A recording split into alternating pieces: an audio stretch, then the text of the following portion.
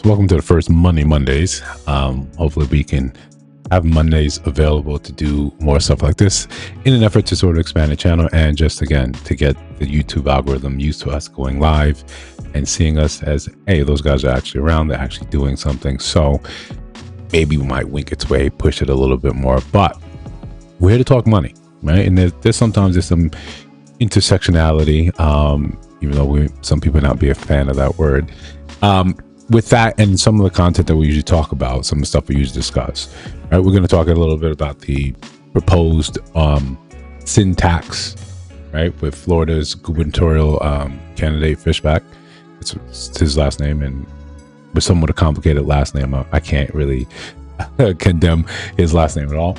We're going to talk about, we all know that Spirit Airlines kind of shuttered and closed its doors after its failed attempt to merge with JetBlue, which coincidentally is also probably on the brink of the same sort of collapse. What's going on? Thanks for coming here. Shiraz all the time. Yeah, we're talking money, right? Dollar signs, dollar signs, dollar signs. So yeah, we're talking about that, but we're going to start it very simply. And it's one of those things that we have to realize that sometimes, people have different ideas about wealth. People have different moves and motives, and the way they look at things is very different, right? This ties into the situation in Seattle with Starbucks and their mayor.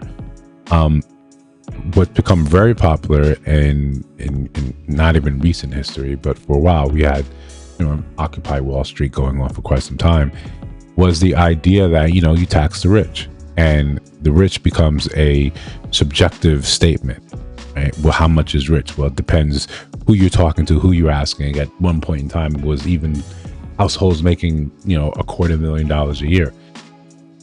In New York, that's not uncommon. You could do that. You and your significant other can make that and still be very poor, right? Where we understand the middle class becomes the shrinking class. So that amount of money doesn't really denote much when it costs you $600,000-$700,000 to get a house in New York. We're talking back then. We're not talking now, right? We're being realistic right now. So when you talk about that, when you hold that sort of rhetoric and that ideal, there is a class, there's a group of people that they don't even have to be rich, but they don't really identify with that. They don't really rock with that. It doesn't make any sense to them. Right. And I got a little example of exactly what I mean by that. When I said that there's multiple kinds of people, there's multiple kinds of workers, but this is great segue to highlight what I'm talking about here, the difference. If the source of your wealth is owning, investing, and not by working, then that means you're taking wealth from other people, otherwise known as stealing. So that in itself indicates right there the kind of the differential. And I think at least early on, I'm going to speak from a lot of my own experience. Earlier in my life, you have to realize, and this is me working at McDonald's, I realized very early on that I'm standing there on feet that are unaccustomed to standing this long and taking orders from people. Right? They want a crispy chicken sandwich, $5.79 when I rang it up, Coke. But I'm watching right there, the next line supervisor, the very next line, just the crew trainer, and then the supervisor, then the manager. The higher up you went, the less work you did. Then as you continue to get higher and higher, you start to get paid for the decisions, whether to work.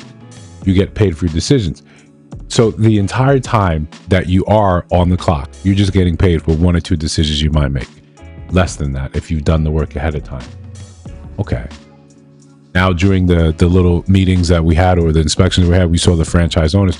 And the franchise owners, right? The people that own that McDonald's in JFK Airport. What were they getting paid for?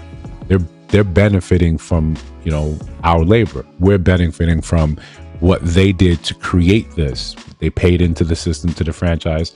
They don't even take care of the daily orders.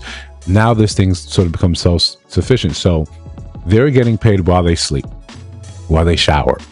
They're getting paid off the labor that we do, off the vices and the hunger of people around them, of people that come into the store. And then you get a chance to decide, right? Just like we're saying here with this guy, there's two choices. You get to decide which side of that lever you want to stand on. Do you want to be the one? And I know it sounds simple. Yeah, why would you not want to be the franchise owner? But that also comes with risk. That denotes a bunch of risk as well. The reward, the upside is higher. You lack security. That's what the worker gets. You get this type of security. So this is at this basis, to me, what it looks like. You can decide how you want to live, how you want to work, especially in the United States. You can be the owner. You can own the land in which someone else has built a business upon and you get paid. Or you can be the people that are there on the front lines doing most of the work. You have job security because as long as this thing is in existence, you can get paid.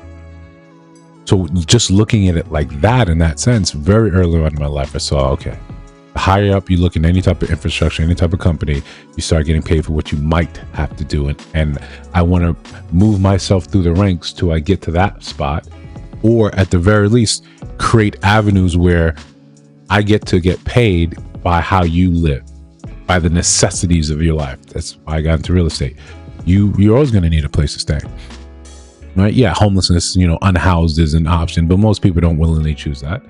So, if I can get that under my belt, if I can own the land in which your house resides upon, in which you big sucker and can sleep and eat under there, raise your families, then yeah, I can get paid while I sleep, while I enjoy other things in my life.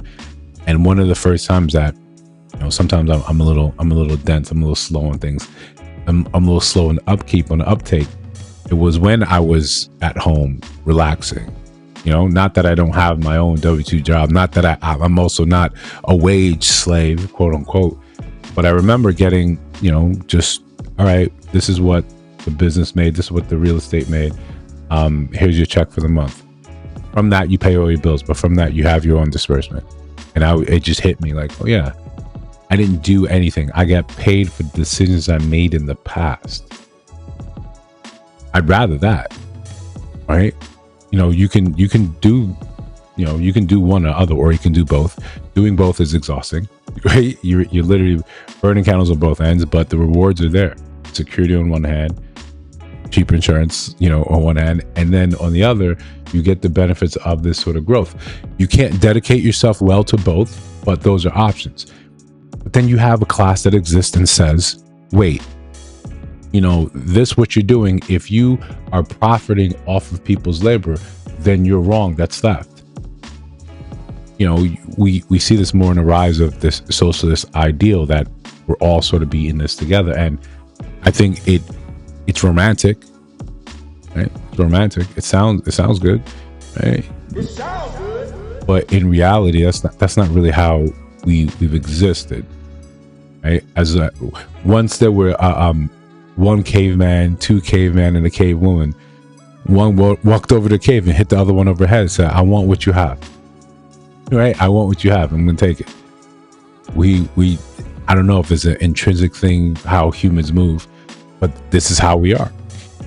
So if you want to go and tear down the system, you would have to tear down and rebuild it without the knowledge of what it is. And even in socialist sort of societies, things don't really pan out as you get larger and larger. But that doesn't stop someone from saying something like, all right, I want to be like a Democrat socialist, like you have Mamdani. And the ideals are there. They're good, especially when you focus on the majority of people. We get that, right? You want to create services that's going to help the majority of people. You just know that the majority of people cannot pay for it. So then you call upon or demand that the rich take care of that. Sounds good. It's up until you like the rich and you're like, but no. Okay, and there's some extent to which you have the pushback. There's some extent into which you cannot do anything about that.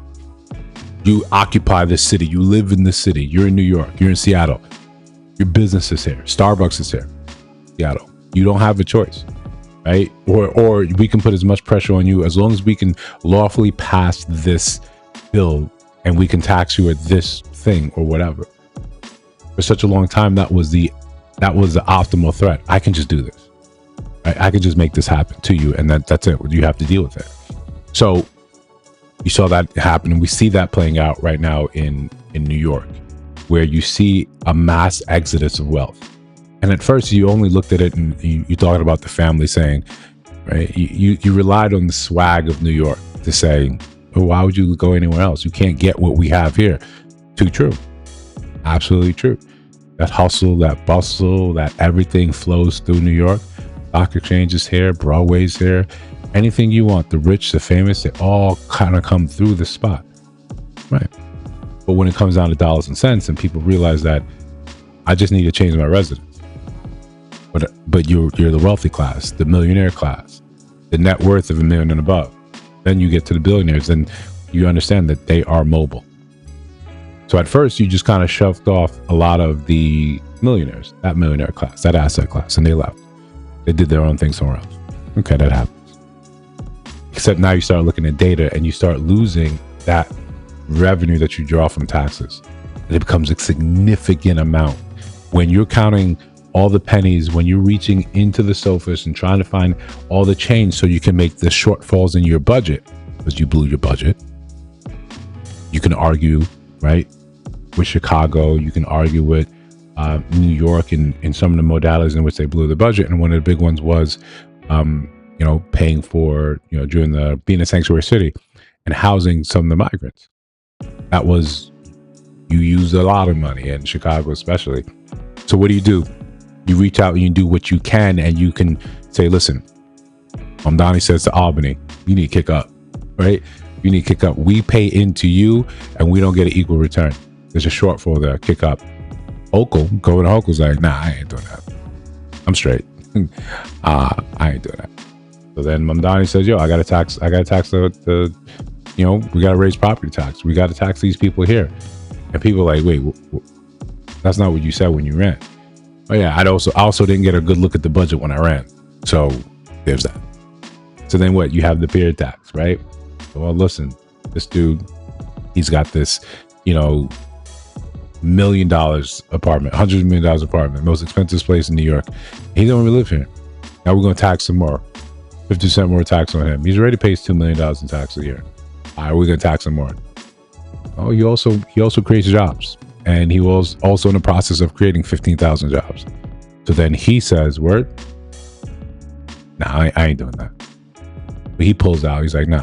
Now we're moving elsewhere. And the popular places right now, Tennessee, like Nashville, and there's Dallas, Texas, and there's Florida, West Palm Beach, right?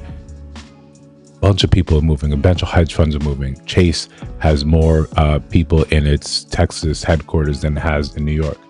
Hedge funds, Goldman Sachs, they're in West Palm Beach. The stock exchange is going to move to Dallas, or there's rumors and confirmation is going to move to Dallas. These things matter. So we go from Mamdani on the east, and we go over to Katie Wilson in Seattle, who they call her the Mamdani of the West, and she's on record. She's out there campaigning. She's they were boycotting. She called for a boycott of Starbucks, saying, "I'm going to boycott Starbucks. You as the mayor, I'm going to boycott Starbucks until you guys unionize to pay these people more."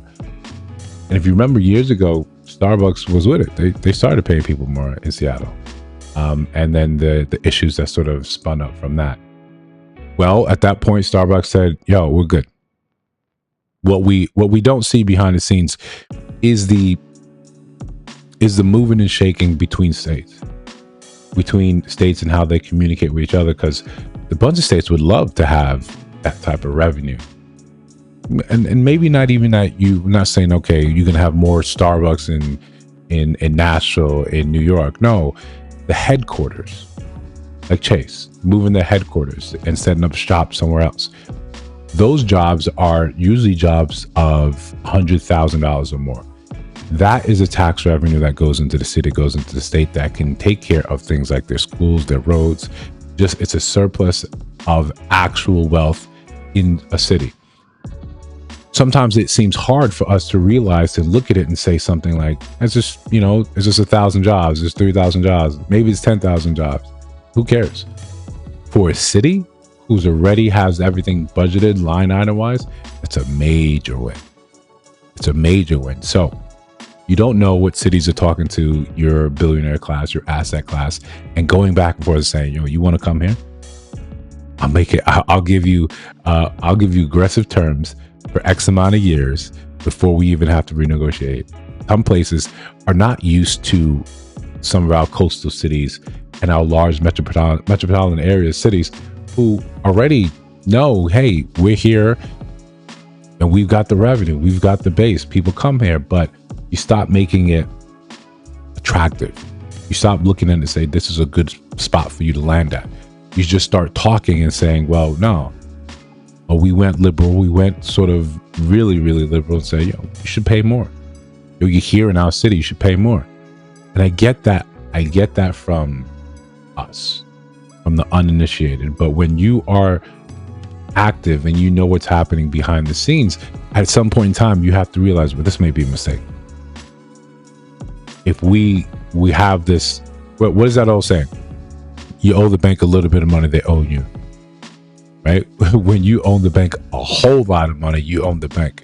A lot of these places, a lot of these people own the bank. A lot of these corporations, they own the bank.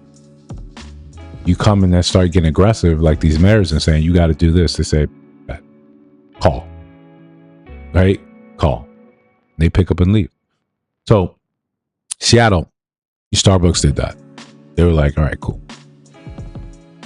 You call for the boycott. You telling people, don't buy anything. Don't buy any coffee. On one hand, you're saying, we love you, Starbucks, that you started here. This is your home. But we're saying that until you unionize and pay these people what they should, we're not gonna rock out with you. And this is coming from the mayor. Let that come from some other, group, some other stance. But the mayor, it's almost like this is a city endorsing this behavior. And this is bad for business. So what does Starbucks do? They say, all right, bet. They say, I'm going to take our headquarters and we're going to go to Nashville.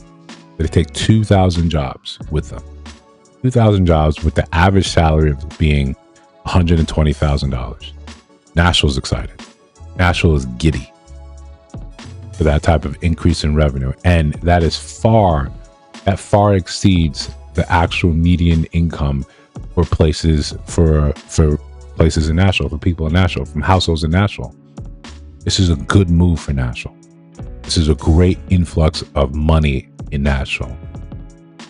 Seattle loses out. And on the way out, for good measure, Starbucks closes like 5 stores. It's all right, man. Cool. Don't worry about it. What we see today, we often forget that these billionaires, they can take the hit. They're open up there. They can take a year or two where, all right, we don't have record profits. It's fine. They're not, Starbucks isn't going to shutter. Starbucks isn't going to be taken out of business. It's just going to be like, all right, cool. That's what it is. That's fine.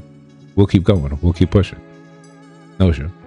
We'll move from here to here. In fact, it costs us less per employee now setting up shop somewhere else. It's not like you or I who have an apartment and the lease is up, and then we may hate the place or we may be ambivalent about it. So we also have to measure the idea of getting our lives together, packing everything up and moving. That's also in the cost. That's the cost of convenience. It's just, hey, just stay put. Everything here is exactly how you need it. Exactly is perfect for you. You don't have to think about a new place, going out looking, and then packing your stuff. Getting boxes, duct tape. Do you want to do that? All right, just take this little bit of rent increase. It's a strategy I employ when I'm dealing with tenants. That's always in my head. Are you ready to go out and look?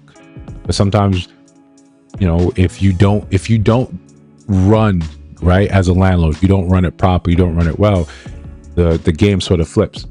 One of the things the first things I tell people, I mentor newbie investors. One of the first things I tell them in that landlording, in that buy and hold game, the first thing when you first buy your property, first thing you have to do, especially you still have your W-2, you got to make sure you don't need that tenant.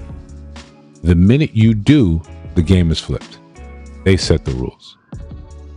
If they say, yeah, you didn't do X, Y, and Z, you didn't fix this, that's therefore I'm withholding payment this month. Well, you have to bend over backwards, even if what they're saying is ridiculous. even if they're saying has no merit, that you're actually not a slumlord, well, you're at their behest. You have to do this. Otherwise, what? You have to dip into your own reserves in order to pay for this property. If you can't keep doing that, what happens? Who really owns it? They own the bank. You're the bank. So the first thing you do when you evaluate every property, can you hold this without the income revenue generated from this spot? If the answer is no, then you have to understand what you're doing is precarious. You can try it, you can do it, but when things get hairy, things get hairy. The flip side of that is like when you've already done the math, you've entered this deal properly. Now, when tenant starts getting squirrely, hey, it's no problem. If you're that unhappy, you can leave. Now it's like, okay, I thought you needed. No, I can pay this, right? I have reserves. I can afford this. Now you have the ability to walk out of any deal, right? To just say, okay, this doesn't really work for me. I'm going to take a step back. I'm going to take a step out. You guys can do what you got to do here, though. I'm fine with it. This is just, these are like important little things you don't consider. Sometimes when we're looking at deals, we're just looking and saying, okay, if I do this, then I can do this. If I do this, then I can do that. And sometimes that's not how it works, especially in buy and holding.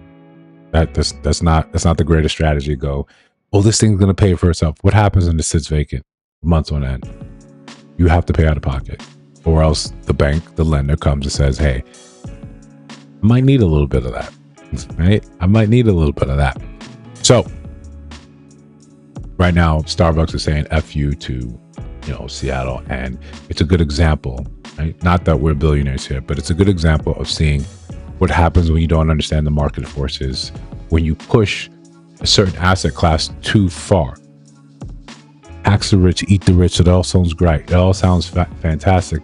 But at a certain point in time, you have to realize that those people are upwardly mobile. They can leave whenever they need to.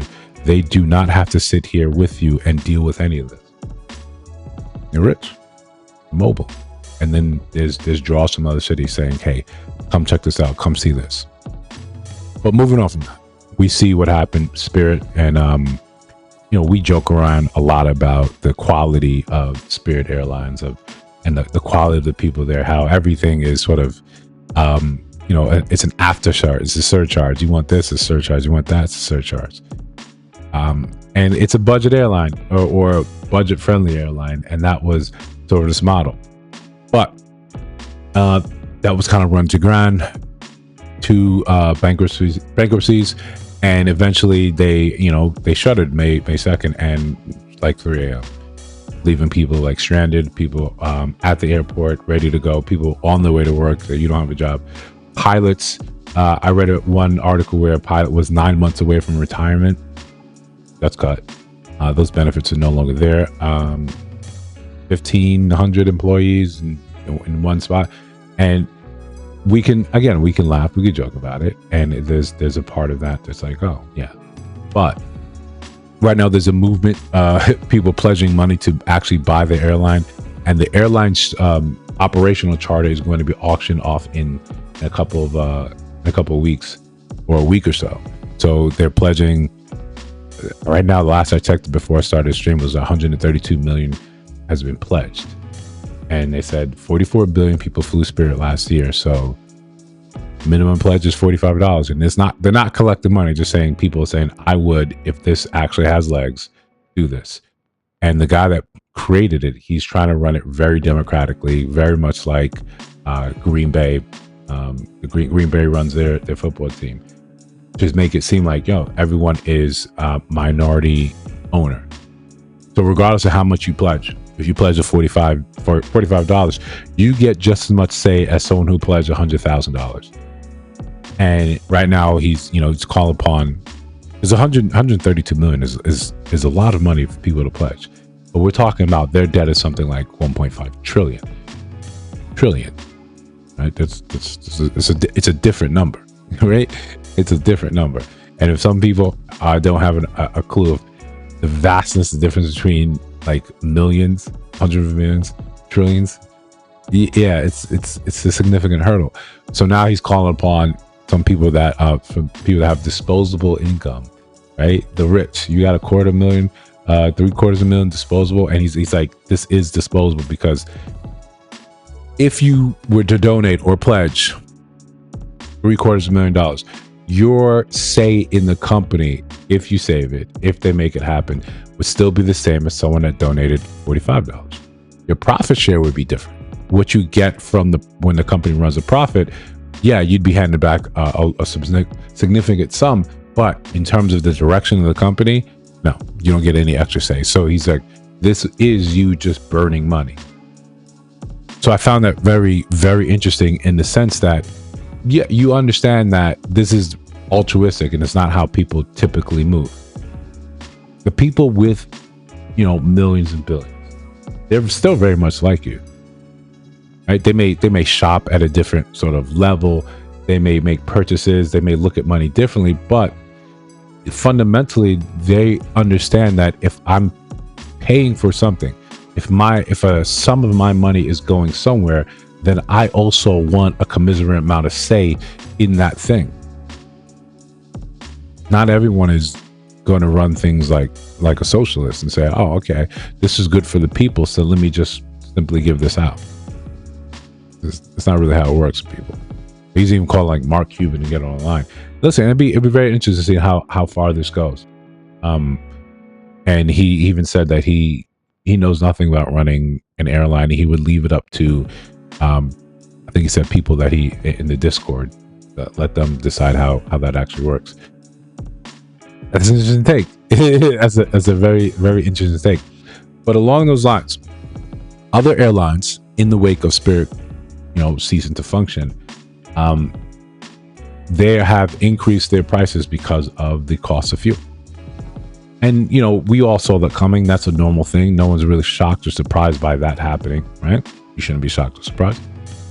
But the shock and surprise is they're saying that as these prices increase, and we talked about this on a couple streams ago, as the prices increase, what is not going to change is once fuel prices settle up again, right? With the idea that this war won't last forever, and once the Straits of Hormuz is open again, that the prices should, go back to pre-war prices. They said the price of tickets aren't going to change because as they increase it, you pay it.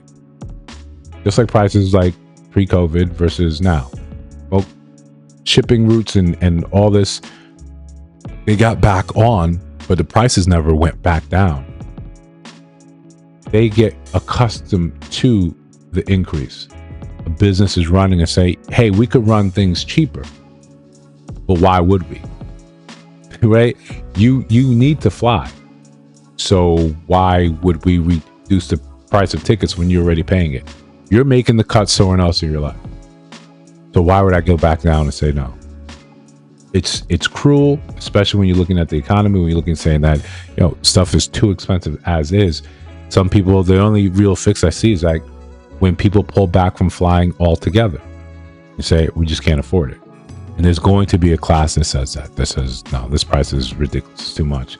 I can't afford an increase in whatever the model is to justify I need to go X, Y, and Z. And in turn, companies and businesses understand that as well and say, well, we can't afford to send out people to these places. It costs us more money. These other places say, well, because we're running fewer events, fewer conferences, we have to increase the charge.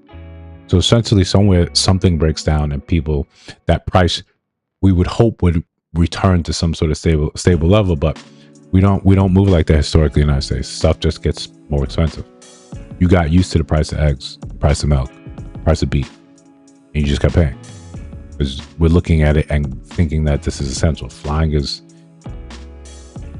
kind of essential for a large part of the world. So it's an underhanded, dare say shitty move, but this is what's happened. This is what you can expect. People are often going to put profits over everything else.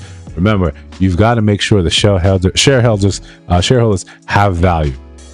They can retain value. So, like I said, we got that actual clip. Let's take a look. Airline CEO said it out loud this week that jet fuel prices are higher because of the war in Iran, so airfares are going up.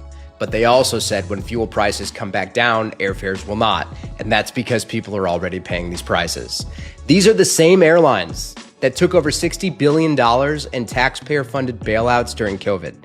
That is not capitalism. In capitalism, you take the risk, you keep the reward. What we have here is something more like corporatism. You take the risk and they keep the reward. They have literally privatized the profits and the gains, and they've socialized the losses among taxpayers. And our government facilitated the whole thing. So, yeah, we're all going to get stuck with that bill and try to make sense of it. Try to find a way where, okay, no, you just pay. You just end up paying more. Where people's jobs and income has become still stagnant, right? Where people are losing more and more jobs to AI. We'll talk about that in a second, especially with Marvel and Disney. You're just left kind of holding that back. Oh, prices went up for us. Okay, my price went up, your price goes up. Therefore, my profit remains the same, or I can still shave off a little bit of it. What are you going to do? Not fly? What are you going to fly? Another airline? Oh, we got a whole host of planes, bright yellow planes that aren't in there. You got to come to us. Maybe not me, but you got to come to one of now the competition. So other airlines, especially smaller ones like JetBlue, Avelo, they're looking to talk to the government. Say we might need a little bailout, we might need a little federal grant to keep these things running, because we don't have the deep pockets some of these other people do, nor do we have the ability to upcharge our clients. They already came here because it's bare bones. JetBlue's next on that chopping block, who might not be able to keep things running if the prices, continue to increase. So it's one of those conundrums that the solution already is to pass things back down to us, the consumer. You're going to have to find a way to manage this. You're going to have to find a way to keep that going. It's awful. It sucks, right? While your money is being eroded away in savings accounts, your buying power is also being reduced. It's rough. It's absolutely rough.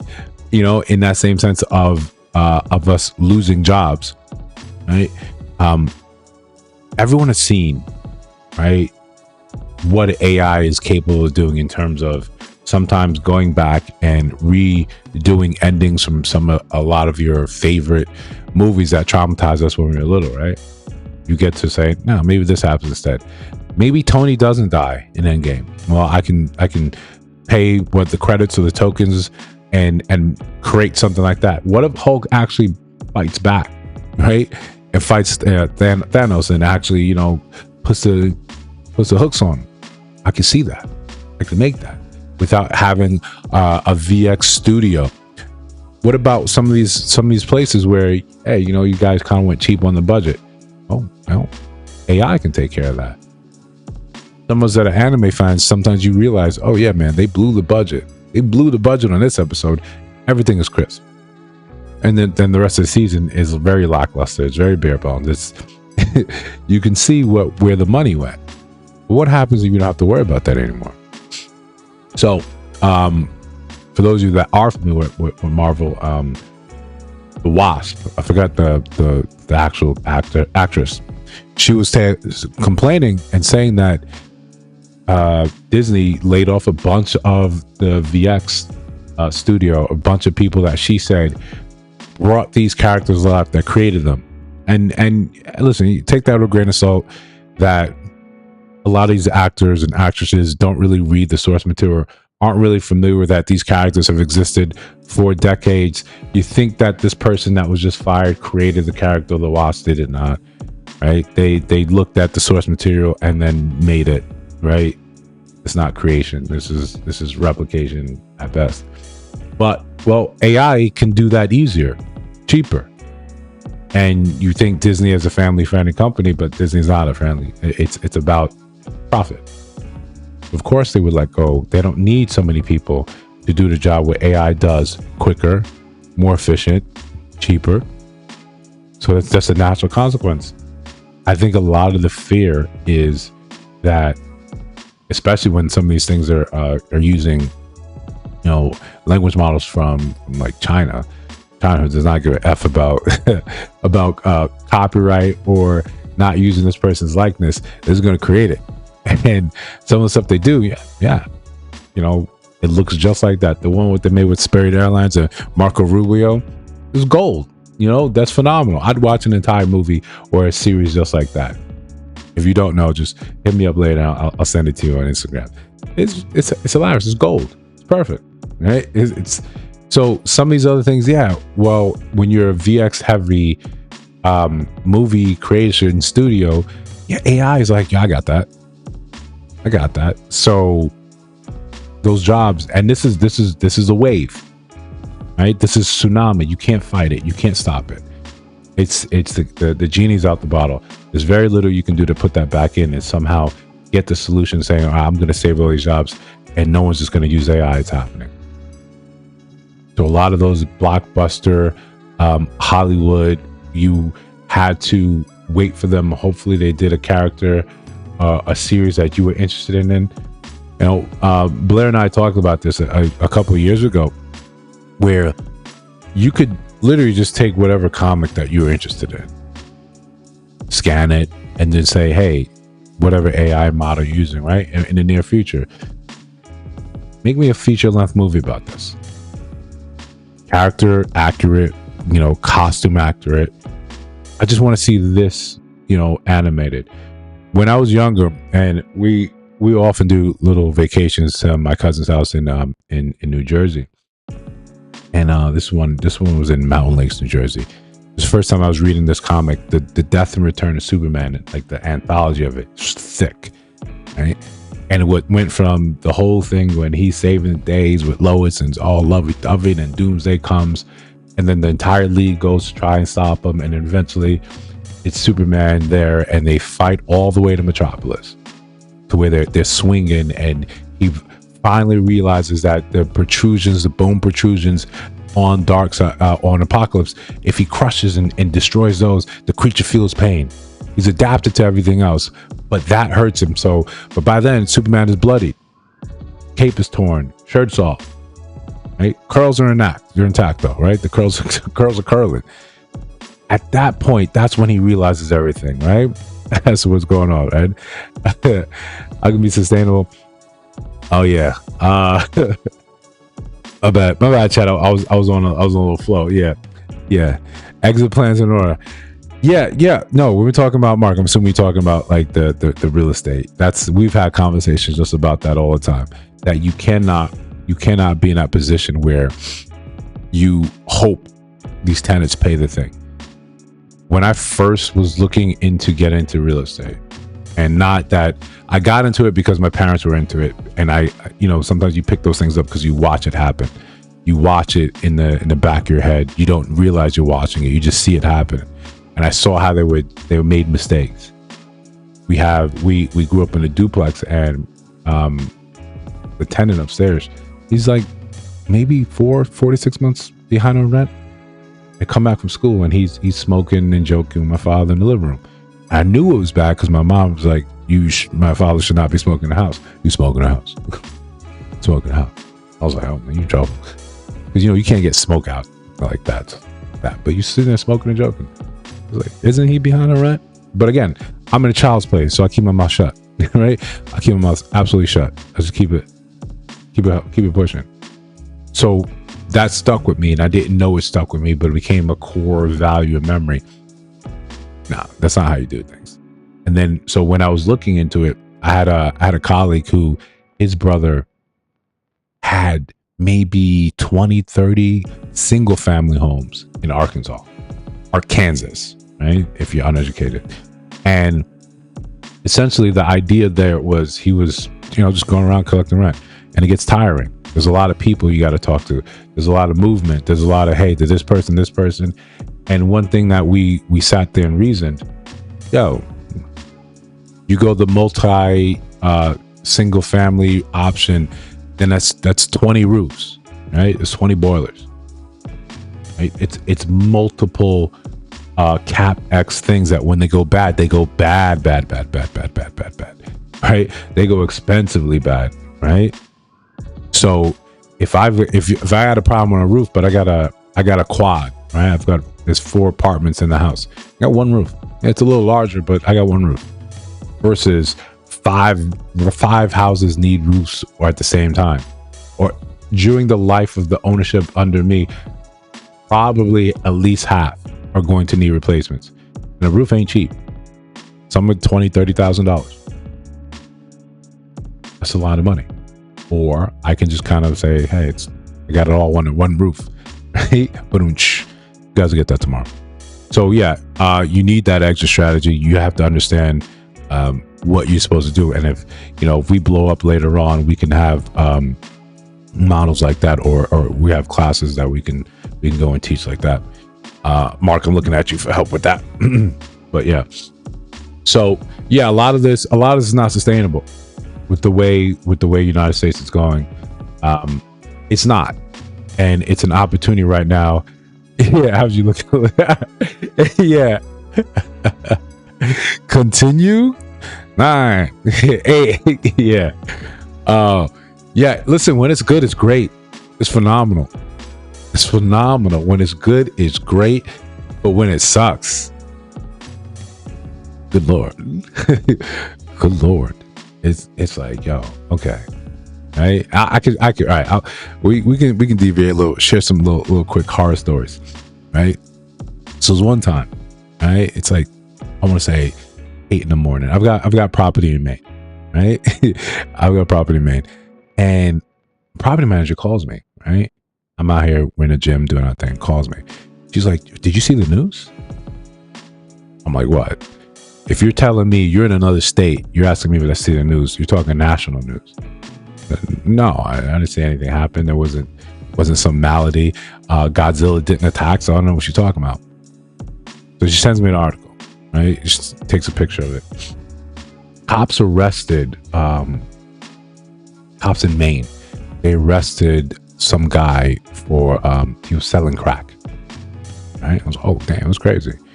And then the article went on to talk about the address he was selling crack out of. And I was like, oh, why does that sound familiar? Oh, I own the building.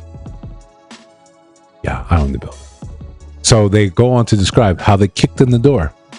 And I'm on the phone and said, what's the state of the door?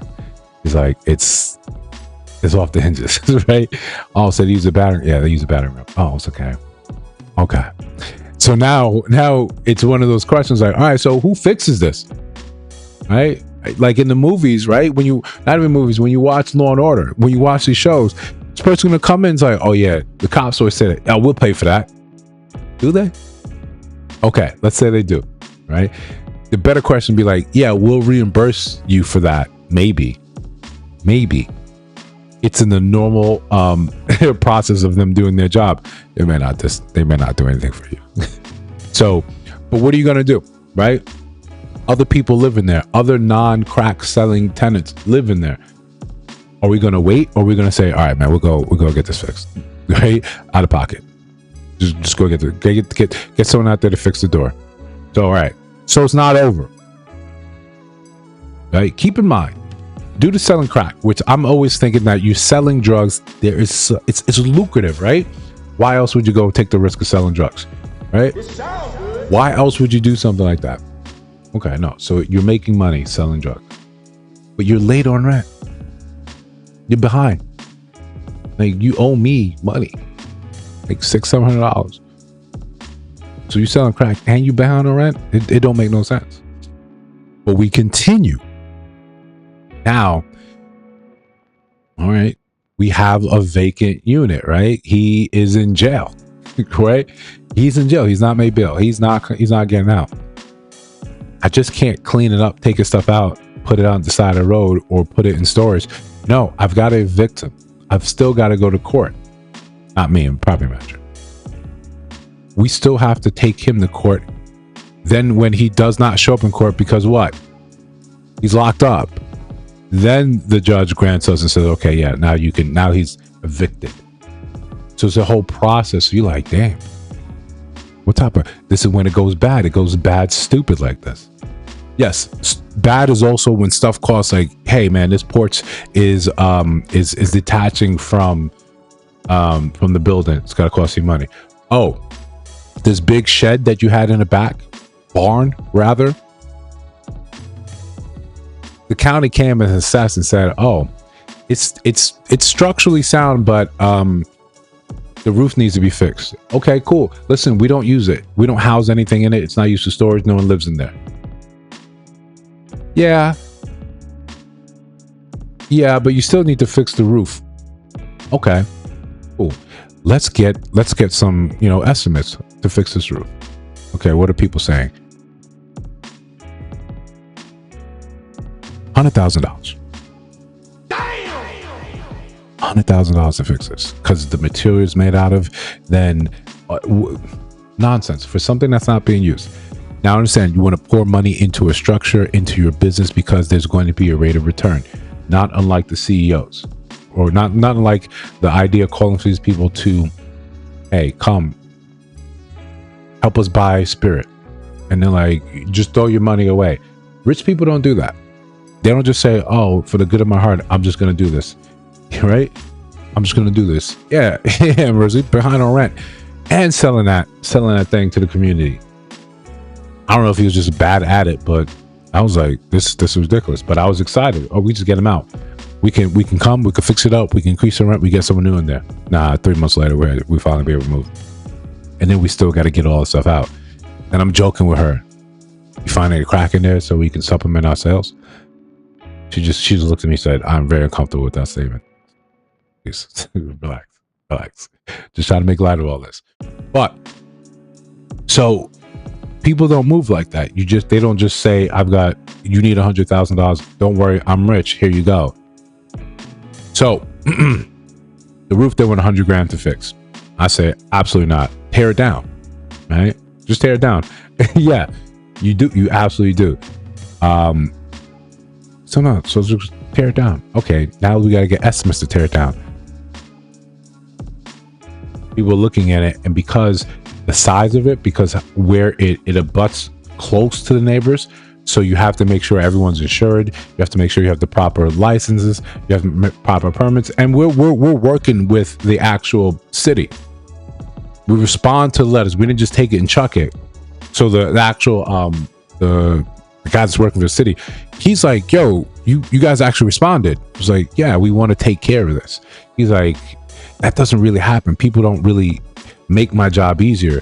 So now he's willing to give us time to find more estimates. So we go from someone saying $50,000, $60,000 to come tear it down, and they're thrown out there because they don't want to do it. They're like, whatever, but I will do it for $60,000. I was like, oh, bet.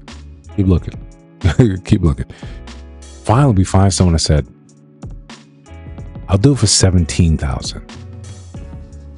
Now, normally that sounds terrible, right? Who got $17,000 to say, hey, yeah, just take down a barn that just is going to make us compliant with whatever outrageous thing the city had just decided, zoning, but it doesn't increase the value of anything in the house. We can't charge more money for it. I can't offset this like these other airlines. I can't offset this to other, tenants. It's this property. This thing has to go. We currently not renting 3 units in it because this thing needs to be paid for. Because at a certain point, that guy may lose his patience and say, yeah, I know you were working with us, but you're taking too long. This whole place is condemned. Now what? Now I'm forcing your hand. Okay, cool. If we went that route, could we just say, F it, sell it? No, not with this on this would come up on any type of title search. So we have to deal with it. When things go bad, Mark, you can attest to this. When things go bad, they go bad. So what I got to do? I got to pay. Okay? I got to pay. And the worst part of it all, they didn't take Amex. So I couldn't get any points from it.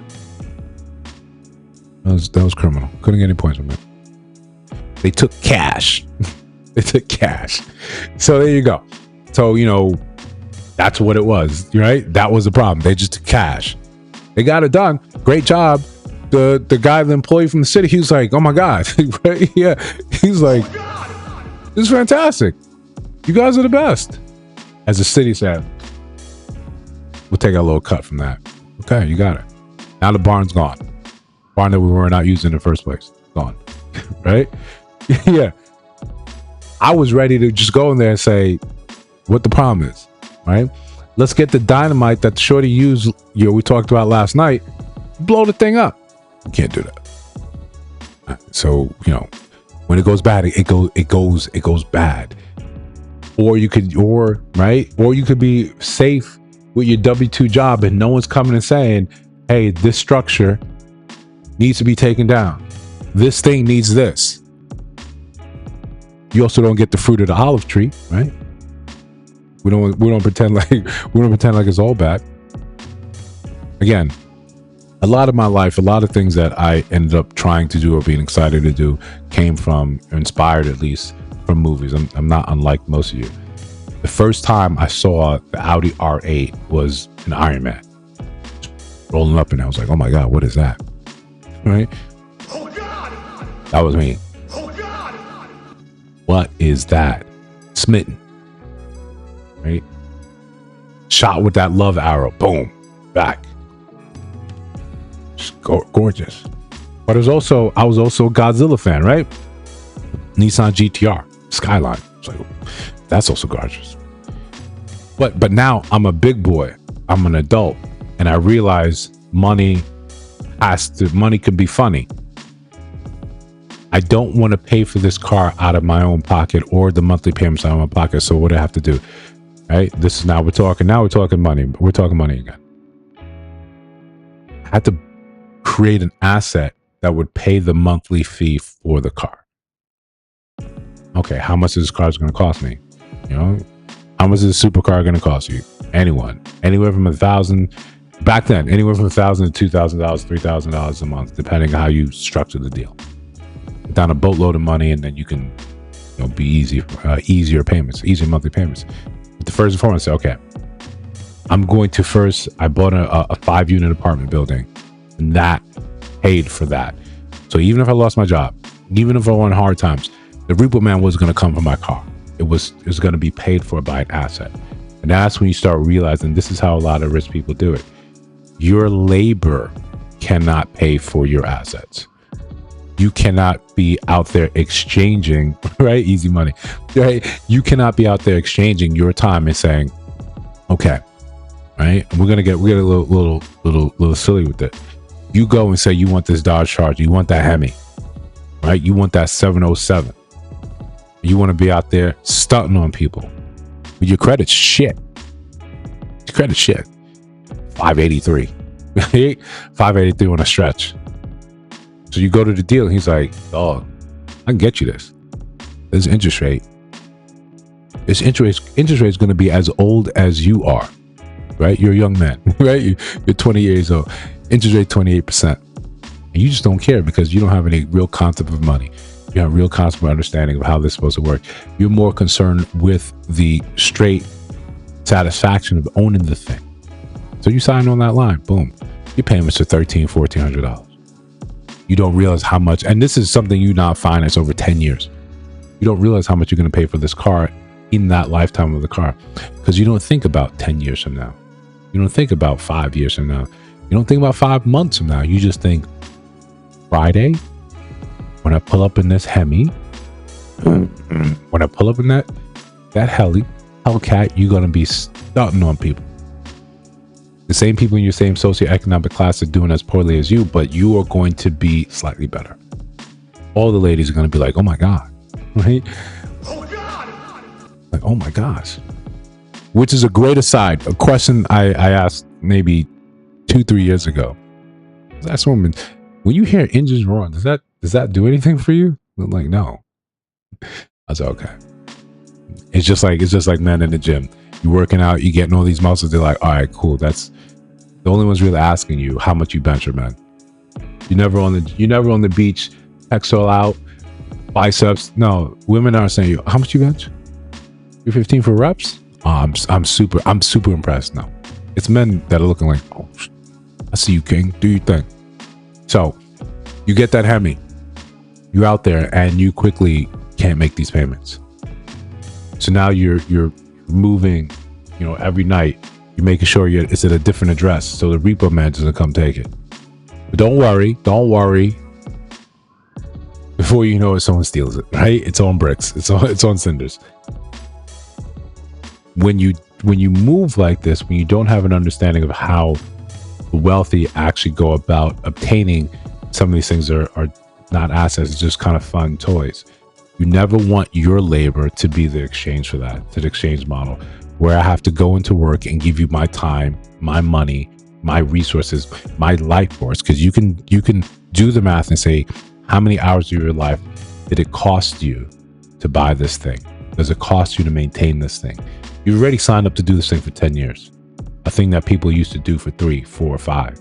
Now you need to do it for 10 so you can make the payments manageable. Instead of you doing something for 5, you got to do it for 10, because otherwise you can't pay $2,000 a month. You can't. You do it for 10, and hopefully that makes it manageable for you. When you see these stories, or you listen to people going and say, oh, how much you about to put down for this car? I got $5,000. You got to sit down and sometimes just do the math and see how little that moves that needle. So when we move from that, we start talking about houses. I see a lot of content here. You know, we're talking about just interest rates. People convinced, right? And I have conversations with a lot of my friends, you know, real life about this, where I'm often convincing them to say, hey, stay put.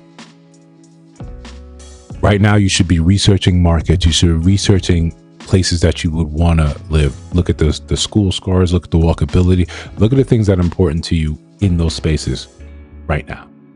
Because a lot of places, they have to let the air out of the market. The homes are priced too high. It doesn't really matter. He's Amex on that, right? Yeah, that may change. But remember, his credit score is 538. He's not getting the cars that matter, right? He's not getting the cars that matter. So you're looking at inflated home prices, and realtors at the time, especially, you know, COVID, they were telling you, oh, you got to buy right now. Interest rates are low. Interest rate I have on my home, the lowest is 3.85. All right, I bought that in 2012. Those people with interest rates that low, they're kind of locked in place, because anything you buy now, you're getting 5 to 6%, and that low interest rate is super attractive, since we'll probably not see it again in our lifetime, just realistically. So you got people waiting on pins and needles for the interest rate to go down so they can refinance.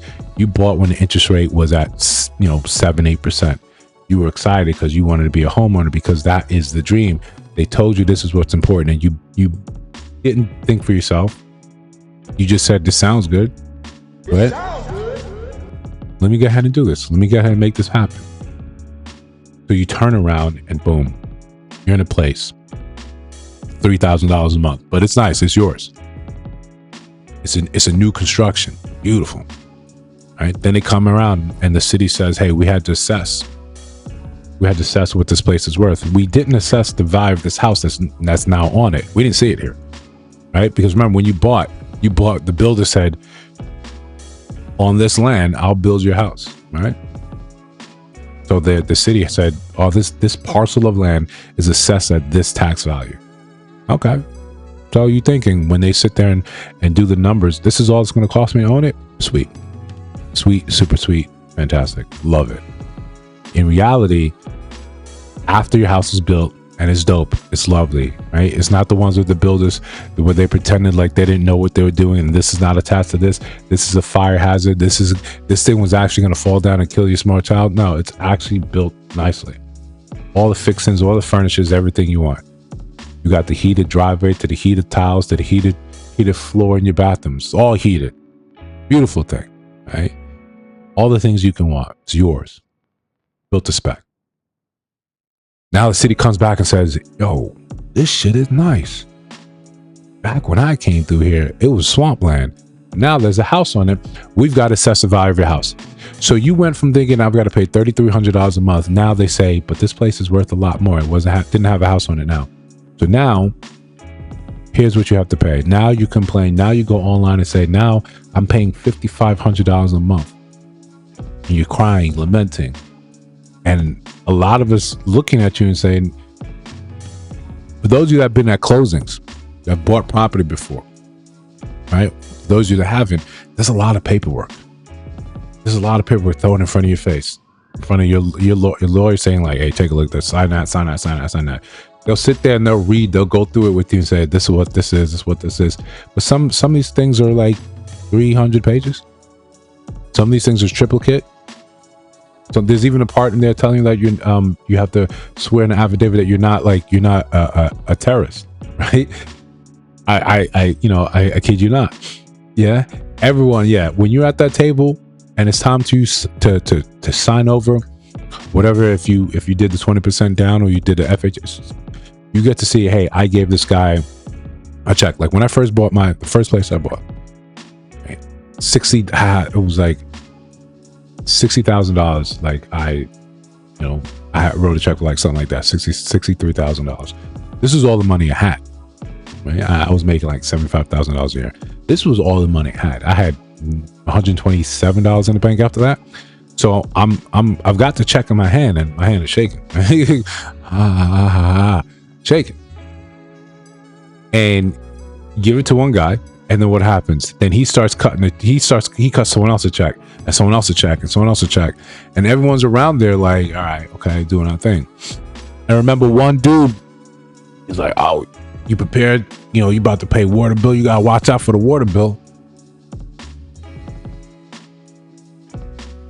I guess, right? Yeah, I know it's not a monthly bill. So when it comes, it's the months together. Like what are you talking? You just saw me hand over, like big money. Like, what are you talking about? Okay, right? But leave it alone. Sometimes there's a little bit of racism present when you are doing things that other people wish they could do at that level. So I hand this money over, and I'm just like, damn.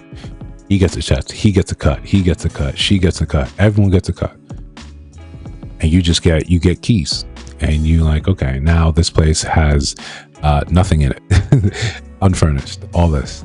But don't you worry. When I bought my place in Long Island, a month later, Hurricane Sandy said, I got a present for you. It's about 5 feet of water. So that was my introduction to home ownership. Right? I hope it will go smoothly. But we know that it becomes more and more difficult. People bought during COVID, they bought when home prices were inflated. And right now they're hoping, and you hear this all the time, hey, I just can't wait. I'm just going to refinance.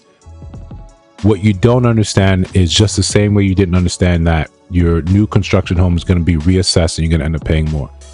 You don't understand that when you go and look at an amortization schedule, you're paying upfront, you're paying interest.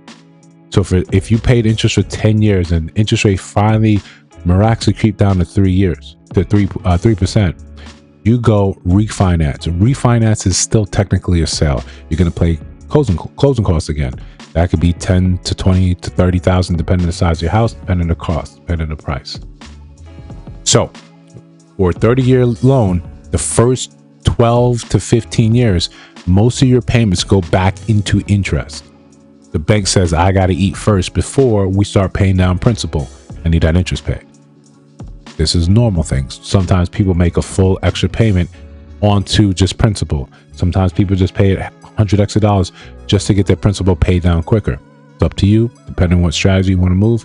Some people just say, I'm not even going to do a 30-year, I'm going to do a 15-year mortgage. Whatever. You also know you go 15 years, your payment is higher. But remember, they've got a high interest rate. So of course, I'm not going to pay extra, but my payments are going towards this. The hope is I can reduce my interest rate. You finally have the opportunity to reduce your interest rate. You're back into a 30-year at the start of a new 30-year. So for the next 15 years, those payments now are going to be going where? To interest again. You feel like you saved yourself money. And sometimes you have to do the math. And I know sometimes people hate talking about math. The difference on the interest of what it's going to save you per month. Is it significant?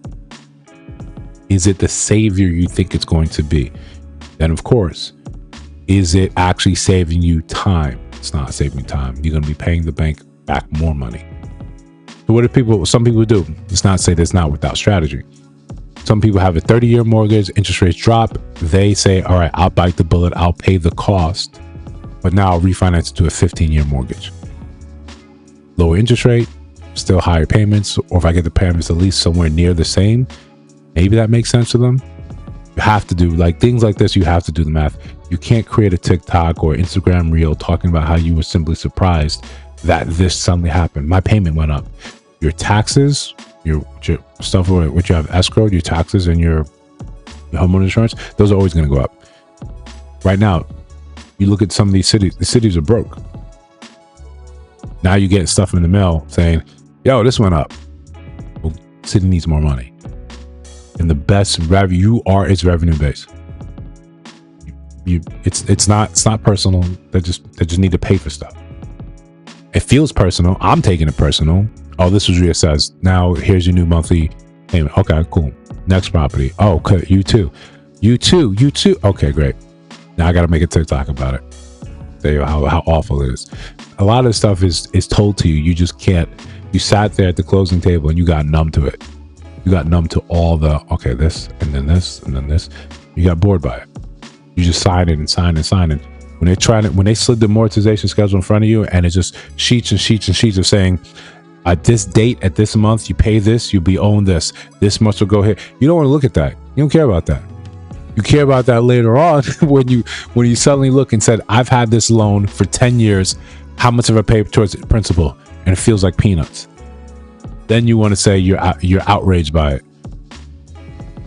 Just be realistic, and we have to move away from a society that just looks at terms of service and just says, oh, it's good, I'm just keep pushing. You might want to look at some of these stuff. If you're not well versed in that, you might want to look at it.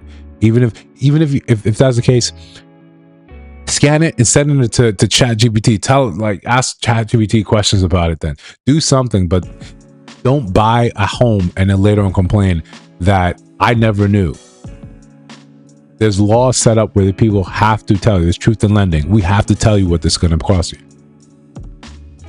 But we know we like to fake the funk like we're the ignorant ones, like someone pulls something over us.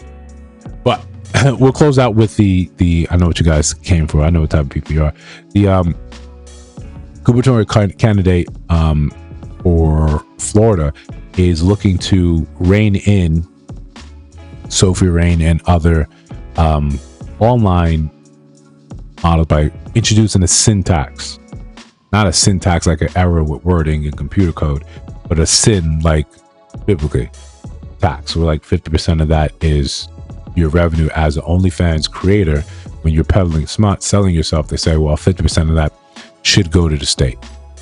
And, naturally people have opinions of that. Sometimes this woman's on Piers Morgan being interviewed about this. But then, I've got a clip where black people are chiming in and seeing like, what does it make sense for them, or if they agree with this or not.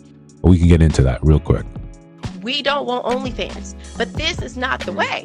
Sophie, if the number of women doing OnlyFans tripled in Florida tomorrow, would that be a good or a bad thing? I think honestly, it would be a great thing. A lot of women are trying to find different ways to make more income in a, heavily damaged economy. So I think that there should be those opportunities out there for these women to make an income. When you say that tripling the number of OnlyFans creators is a good thing, that speaks to the damage of the economy. Women still should be able to make that decision for themselves at the end of the day. And they shouldn't have to worry about I'm raising a tax to disincentivize and deter it. I'm not banning it. What does this say about America in our current economy, Carmen? If we're at a place where women feel like they have to prostitute themselves on the internet in order to survive, to make a living for themselves. Sorry, guys, I'm siding with the hoes on this one. I'm siding with the hoes. I don't think that taxes is the solution. Why don't we just solve the problem instead of taxing people? If you want to go hard on the issue instead of trying to say, well, we're just going to tax the American people more. Like, why are we not going after the people who are doing, why are we not taxing the OnlyFans site? I hear what you guys are saying, but at the same time, we have to realize, like, she makes more money than LeBron James. That's like the whole point. That's why it's called the sin tax, because if you want to sell your body online, you want to be an online prostitute, like, we're going to make that as hard as possible now these girls are going to start changing their mind. I feel like that is not going to deter women. Like, these whores are going to prostitute themselves, whether it's on the internet or whether it's in real life. Essentially, what the government has said is, we'll be your pimp, okay? You got to give me half, but you can do it. We're going to pimp you out. Okay, that's what they're doing. So look, the government already pimps all of us out, right? You understand that when you pay, when you work, you get paid, and you pay that tax, and then you buy something else, and there's a tax on that. You're already being pimped. When you put money in your savings account, or when you get money back later on from your income tax, yeah, it was a 0% interest loan you gave to the government for the year for them to do whatever they wanted to do. But then they could also come back and say, well, we reevaluated this, and this, and you still kind of owe this. It's already been up him. Going after the actual OnlyFans site, and again, we went over this earlier with the models with the airlines. Their prices go up. They pass that down to the consumer and the customer. So if I'm the owner of OnlyFans, right, not the one that passed away from cancer, the people that own it right now, and you say, well, you now have to pay more money in taxes by the revenue you generated, what do? I'm just going to charge the people on the site, the creators on the site. I'm going to increase my cut from them and say, well, this price went up, your price goes up, I maintain. You now, what do as a creator on the site? Well, you charge your customers, your consumers, you charge them more. You pass it down until it gets to the point where we're the ones holding the buck. I'm not saying we, because I don't subscribe to OnlyFans, but that's what happens. Now, is it a thing where you're trying to deter women from going into this sort of means of making money? If that's the deterrent, then yeah, taxing it is one of the ways, but you're not talking to people that are fluent in tax code or economics. This is still going to be more lucrative if I become one of the creators, the top creators of the site, because we know realistically, when you look at what's the average person creator making on OnlyFans, it's closer to like $126 a month. So you've opened up your legs, you're opened up your booty, or you've shown all this and you made $126. That could be completely demoralizing. There is only a small subset, like everything else that becomes hierarchical, small subset that makes that type of money. So she's one of those, the highest paid. So she gets to be interviewed and talk about this. One of the things I don't like seeing, because I think after a while it's lost its kind of punch. When you're interviewing women that sell their bodies or their images online, you're interviewing them like they're actual intellectuals in these spaces. So they often come across as just kind of goofy. Like you haven't really thought this out. You're just the figurehead of this. You don't know enough about the economics to see what they're talking about. You think if you triple the amount of creators on OnlyFans, okay, yeah, that doesn't do anything to the base. It's still going to be a hierarchy of who's actually making the money. You can do that as much. That's not going to change the number. If you want to disincentivize the young women from going this route, then you need to have an economy robust enough and a society where it really goes back to injecting morality into the culture and saying, hey, this is kind of not what you should do. Then you also need to have an open discussion with the people that have done this and how their lives has turned out. We're too early for that discussion to even manifest. OnlyFans hasn't been around long enough. Women haven't been on that. If you can talk to a 50-year-old Sophie Rain, what is she going to say? Well, she'll probably say, yeah, I'll probably do it again. What other job was going to get me this amount of money in this amount of time? And it's not as if you can't, you're that popular online that you can pick. If you had to settle, you can pick from any number of people that subscribe to you. It's not an issue. This isn't, we're not to the point where we can accurately or properly say, okay, we can get rid of this through legislation. like the way we do in the United States. You look at some of these other places that are more totalitarian, like China. I'll just ban it. I'll just ban it, right? Just ban it. That's it. This thing isn't good for the moral fabric of society as we deem it as the CCP. Just ban it. I'll just get rid of it. That's the advantage of having a totalitarian sort of infrastructure like that. I'll just get rid of it. You just can't do that here. Period. On not such an extreme side, they're right now saying things like, if you don't, like, you see like financial influencers where they're saying, buy this course, this. They said, if you don't actually make that type of money, you can't go about trying to teach people how to do this. You can't be an influencer in this space without the results from that space. And essentially, you're just saying, ban it. Ban it. That's it. You know, you go to Miami, you got a lot of people that they've made their money by selling courses, by instructing people, and this is what you should do. Not that they have that level of success, they just have that success by creating the subscription model, by having you buy their courses, having you pay into a Patreon, a Discord, something on the side. You pay monthly, and we just keep you there, and we keep churning more and more people. But in terms of results, the methods I'm teaching you don't really pan out. Because think about it. If I had a method to enrich myself, and it was just easily repeatable, I could do it again and again. And just now, why would I tell you guys? If this is an infinite money glitch. Why would I tell you guys? Why don't I share that? Oh no, now that they're altruistic, they've made so much money in their lifetime, they say, I'm so bored, I want to just teach other people. Humans aren't like that.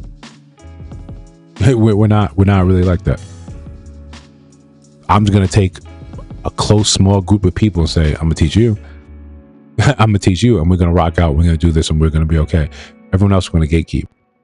So when you see people just saying, I'm just gonna teach you how to do this, I'm just so moved on this, no, I don't believe that. Oh, okay, yeah, I bet. It sounds good, right? We know that. That's all it needs. But realistically, that's not how people move. So at least China is able to recognize that and said, you start diverting such a large class of your people, of your young people, towards this other place that it's not really, doesn't really move the needle on society, doesn't really help society out. These women are making money on OnlyFans. This is not a net positive on society. So if you're concerned with moving things forward as a government, you think a government would be like, yo, we can't do this. Okay, if you're going to do this, I get what he's trying to say. If you're going to do this, we're going to take a chunk of your earnings. Because we want to de-incentivize this. And since you're making that money, you know, we still want to eat a little bit, right? You're doing that. You're doing it. This is your residence. Okay, cool. And that's just Florida. Sometimes it's that simple, just saying, okay, you're in Florida, I'll just cross the little state border down on Alabama and I could do the same thing. If it's not federal, it's not statewide, it's not countrywide, then it doesn't really matter. Right? It doesn't really matter. I think he's just kind of doing this to gain some sort of traction because DeSantis is, you know, DeSantis may have Florida in a bit of a chokehold. But yeah, that's all we got for Money Mondays. Next week, hopefully we'll have more content. We can get a little more stories. We're trying to build some traction. And again, like anything else, build more of this out. Sunday is it's Mother's Day, so go see your mom. Right? I know we have stream for Sundays. I may record a stream and just have it ready to go for that day. So still, I'd like you to check it out. If you're not chilling with your mom, I will be seeing my mom that day. And I don't have enough time to do actually both. So yeah, I might just record a stream and then have it play for the first time so you guys can watch that if you guys want to come and see that. Or, you know, guys, you can always see the daily videos, the twice a days that we do, or I catch you the next time we have another live stream. Either way, thank you guys for always showing up. And hopefully you guys are enjoying the content. If you have suggestions, like always, let me know. I'm always down for more and more suggestions. That being said, I'll see you guys in the next one.